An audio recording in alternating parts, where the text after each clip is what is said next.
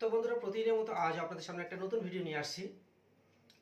তো আমি এর আগের ভিডিওতে আমি দেখিয়েছি যেটা ইন্টারনেট ব্যাংকিং নিয়ে। আমি তো বলেছি যে ইন্টারনেট ব্যাংকিং অ্যাকচুয়ালি আমাদের ডিজিটাল ব্যাংকিং সার্ভিস দিক দিয়ে আমাদের ওয়েস্ট বেঙ্গল গ্রামীণ ব্যাংক, এটা কাস্টমারের উদ্দেশ্যে আমি বলছি, অনেকটা পিছিয়ে আছে। তো যাই হোক, যেহেতু আমাদের পূর্বে এই প্রসেসগুলো ছিল না, ইন্টারনেট ব্যাংকিং, মোবাইল ব্যাংকিং, এটিএমটা হয়তো ছিল বঙ্গীয় গ্রামীণ বিকাশ ব্যাংক, হয়তো না, এটিএম কার্ডটাই ছিল, কারণ এটিএম কার্ড আমি বিগত 5 বছর আগে থেকে ব্যবহার করে আসছি, আর তার আগে থেকেও চালু ছিল। তখন আমাদের এটিএম কার্ডের পিন তৈরি হতো ব্যাংক থেকে, সেখান থেকে আমাদেরকে জেনারেট করে দিত, যাই হোক, বা অটো জেনারেট প্রিন্ট কার্ডের পার্সেলের মধ্যে চলে আসতো। তো আমি আমার যে মূল কথা বলার উদ্দেশ্য এটাই। তো ইন্টারনেট অর্থাৎ ডিজিটাল ব্যাংকিং পরিষেবার দিক দিয়ে আমাদের ওয়েস্ট বেঙ্গল গ্রামীণ ব্যাংক অনেকটা পিছিয়ে আছে, কারণ রিসেন্ট খুব কয়েক মাস হলো আমাদের এই সার্ভিসগুলো স্টার্ট হয়েছে বা চলেছে, তো 2025 থেকে। তো সেক্ষেত্রে আমি বলবো যে আমাদের এই সার্ভিসগুলো চালু হওয়ার পর থেকে আমাদের ব্যাংকের যে গ্রোথটা বা যে সার্ভিসগুলো আছে, রানিং সার্ভিসগুলো অনেকটাই বেড়ে গেছে। এটা আমার ব্যক্তিগত মতামত, বা যার যেমন উদ্দেশ্য আছে সেটা ভাবতে পারেন।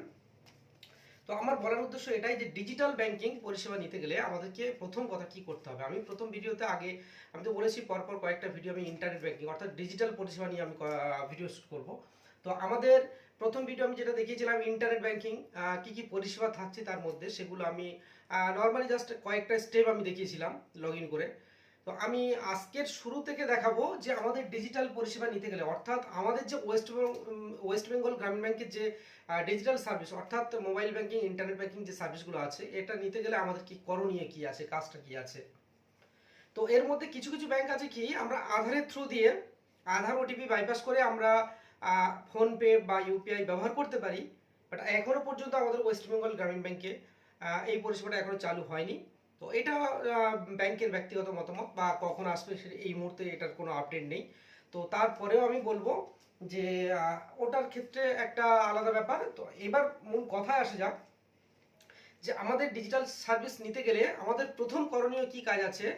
আমাদেরকে আমাদের অ্যাকাউন্টের সাথে এটিএম কার্ড অ্যাপ্লাই করতে হবে। তো এটিএম কার্ডটা আগে যেমন ছিল, এখন এটা অনেকটাই চেঞ্জ হয়ে গেছে, এটা দেখলে বুঝতে পারবেন। তো আগে ছিল বঙ্গীয় গ্রামীণ বিকাশ ব্যাংক, এখন এটা ওয়েস্ট বেঙ্গল গ্রামীণ ব্যাংক হয়ে চলে এসছে।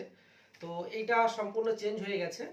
এখন এই ব্যাপারটা হচ্ছে, আগে আপনাকে এই কার্ডটা নিতে হবে। এই কার্ডটা নেওয়ার পরে কি হবে, এই কার্ডটা আপনাকে ব্রাঞ্চে গিয়ে অ্যাক্টিভ করতে হবে। অ্যাক্টিভ করার, মনে করুন আপনি অ্যাপ্লাই করলেন 15-20 দিনের মাথায় বা 1 মাসের মাথায় আপনি কার্ডটা হাতে পেয়ে গেলেন।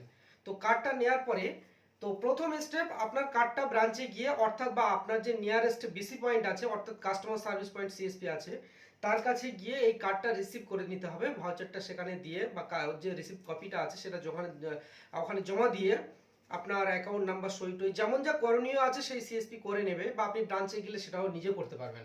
আমি দুটোই বলে দিলাম।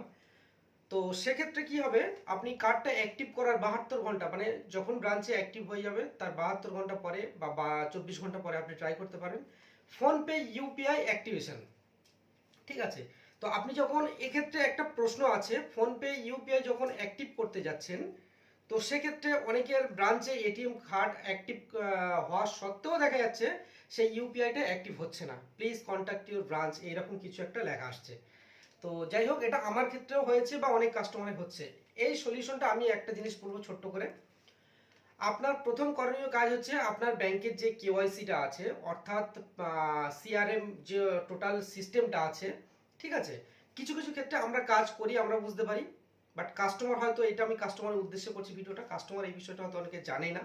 তো সেক্ষেত্রে কি করতে হবে, তার যে ব্রাঞ্চের যদি কোনো কেওয়াইসি ফল্ট থাকে সেটাকে ব্রাঞ্চে গিয়ে বলতে হবে যে স্যার আমার এই প্রবলেম হচ্ছে, ইউপিআইটা অ্যাক্টিভ হচ্ছে না, বাট আমার তো এটিএম কার্ডটা আমি অ্যাক্টিভ করেছি। তো সেখান থেকে ওনারা একটু দেখে নেবেন, যদি কোনো ফল্ট থাকে সেটা অ্যাক্টিভ করে দেবে। সেকেন্ড যেটা আছে, যদি ব্রাঞ্চ থেকে কোনো সমস্যা না থাকে, তাহলে আপনাকে এটিএম কার্ডটা নিয়ে, যেহেতু আমাদের ওয়েস্ট বেঙ্গল গ্রামীণ ব্যাংকের এখনো পর্যন্ত নিজস্ব এটিএম এখনো নেই, সেক্ষেত্রে কি করতে হবে, আমাদের যে মাদার ব্রাঞ্চ পিএনবি আছে, অর্থাৎ আমাদের যে স্পন্সরশিপ রয়েছে পিএনবি ব্রাঞ্চ, তো পাঞ্জাব ব্যাংকের এটিএম এ গিয়ে আপনাকে এই পিনটা তৈরি করতে হবে। এই পিনটা তৈরি করার ভিডিও আমি পরে একটা ভিডিওতে ছাড়বো। আমি নর্মালি বললাম যে আমাদের প্রসেসটা কি কি আছে। তো পিন তৈরি করার পরে তাহলে আপনি ওই ফোনপেটা অ্যাক্টিভ করে নিতে পারবেন, আর আপনাকে আটকাবে না। ঠিক আছে। তো আপনি এক্ষেত্রে আমি আজকে জাস্ট দেখিয়ে দেবো আপনার করণীয়, ডিজিটাল পরিষেবা নিতে গেলে আপনার করণীয় কি আছে। এবার এর পরের ভিডিওতে আমি দেখাবো যেটা আপনি কিভাবে এটিএম কার্ড অ্যাপ্লাই করবেন সেটা আমি দেখিয়েছি। তো এটিএম কার্ড অ্যাপ্লাই করতে গেলে এই রকমই যে আমাদের একটা ফর্ম আছে, এই ফর্মটা ফিল আপ করে আপনাদের এটিএম এর যে আপনি ব্রাঞ্চে বা শাখায় গেলে পেয়ে যাবেন, এই ফর্মটা ফিল আপ করে আপনাকে জমা দিতে হবে, দিলে আপনি কার্ডটা পেয়ে যাবেন, আগেই তো বললাম। তো এর পরের ভিডিওতে আমি দেখাবো যে আমরা ইন্টারনেট ব্যাংকিং কিভাবে জেনারেট করব, একটা অপশন কিভাবে আমরা এই ইন্টারনেট ব্যাংকিং এর যে আমাদের অপশনটা আছে সেটা কিভাবে চালু করব, আমি সেটা দেখাবো। আজকে জাস্ট আমি এইটুকু বললাম যে আমাদের করণীয় প্রথম স্টেপে কি আছে, আমরা কিভাবে অ্যাপ্লাই করব। যেহেতু আমি আগেই বললাম আমাদের এখনো পর্যন্ত ওয়েস্ট বেঙ্গল গ্রামীণ ব্যাংক অনেকটাই পিছিয়ে আছে, ঠিক আছে। তো বন্ধুরা ভালো থাকবেন সবাই। আমি শুধুমাত্র জাস্ট আজকে বললাম যে আমাদের এটিএমটা কিভাবে অ্যাক্টিভ করতে হবে।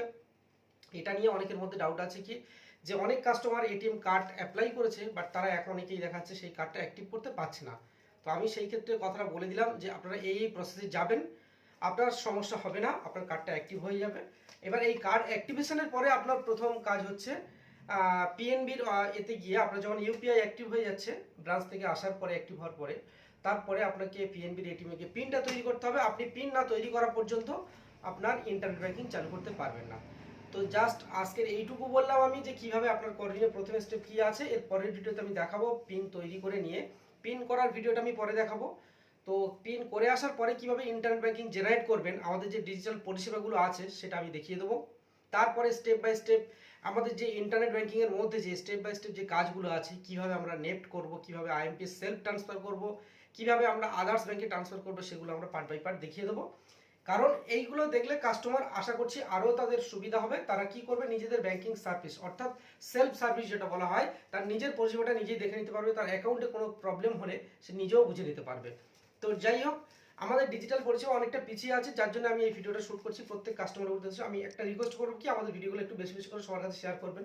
তাহলে কি হবে, আমাদের যে ব্যাংকের যে সার্ভিসগুলো আছে আরও খুব ভালোভাবে ইজিলিভাবে প্রত্যেক কাস্টমার নিতে পারবেন। তো ভালো থাকবেন বন্ধুরা সবাই।